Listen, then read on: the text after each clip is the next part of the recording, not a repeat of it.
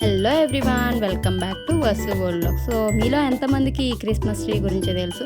మా సైడ్ అయితే ఎక్కువగా వేసే క్రాప్ ఇదేంటంటే చూడడానికి లైక్ క్రిస్మస్ ట్రీ లెక్క అనిపిస్తుంది. ఇంకా క్రిస్మస్ కూడా చాలామంది ఈ ప్లాంట్స్ని క్రిస్మస్ ట్రీ కింద యూజ్ చేస్తూ ఉంటారు కూడా.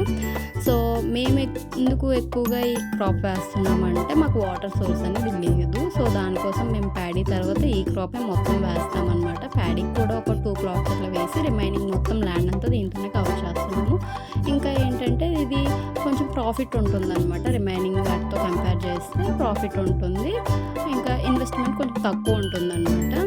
సో అందుకని ఎక్కువగా ఫార్మర్స్ మా సైడ్ అయితే ఇదే క్రాప్ వేస్తూ ఉంటారనమాట. ఇంకొకటి ఏంటంటే ఇది వేయడం వల్ల మనం ఎక్కువ టైము పెట్టవలసిన అవసరం కూడా లేదు. ఒక 3 మంత్స్ ఆర్ 6 మంత్స్ దీనిపైన మనం కొంచెం టైం పెడితే, అంటే వీడ్స్ రిమూవ్ చేయడము, వాటర్ ఇవ్వడం ఇట్లాంటివన్నీ చేస్తే మనకు మంచి ప్రాఫిట్ వస్తుందన్నమాట. సో 3 ఇయర్స్కి వచ్చేస్తుంది, లేదా 5 ఇయర్స్కి మనం హార్వెస్ట్ చేయొచ్చు అనమాట.